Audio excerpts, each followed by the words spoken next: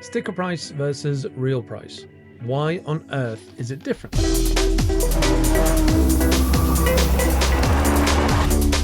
First, I need to make it very clear that there is a difference between ordering a vehicle and finding one that's already currently in inventory.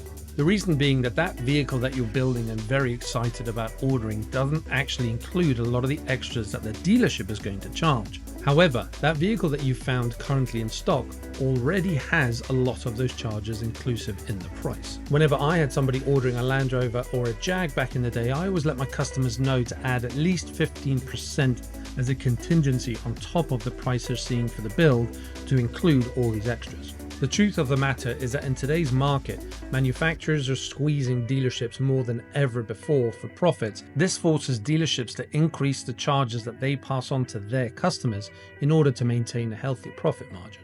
Now, going back to these extra charges, they really need to be divided into two parts. Part one are the costs that are charged to the dealership by the manufacturer in order to get the vehicle on the lot, and those are passed on to you as the end customer. These costs really aren't up for discussion in any conversation you're having with your salesperson, as the dealership has been charged these directly by the manufacturer. The extra charges by the manufacturer themselves are usually comprised of freight and extra options on the vehicle.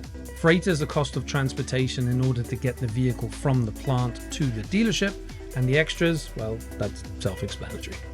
There are two other charges that the dealership has to charge on all new vehicles that they have no control over. The first is air tax, which is a federal charge for all new vehicles with air conditioning. And the second is tire tax, which is a provincial charge for the recycling program of all used tires. So to summarize part one of the extras that are charged by the dealership that they have no control over, they are freight, the extras on the vehicle from factory, air tax, and tire tax. Part 2 is made up of the extra cost charged by the dealership that they do control.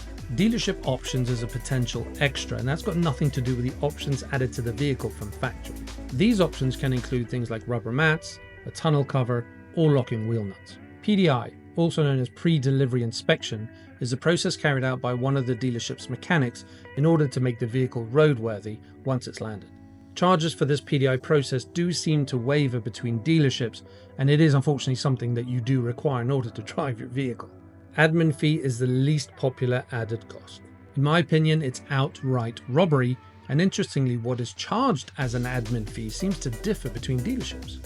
In conclusion, the extra costs that make up part 2, which are controlled by the dealership, are admin fee, dealership extra options, and PDI.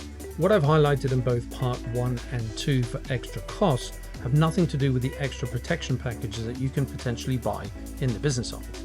Personally, I wouldn't look to save a couple of bucks by removing some of the dealership options like the tunnel cover, rubber mats, or locking wheel nuts, but I sure as hell would go to town on that admin fee.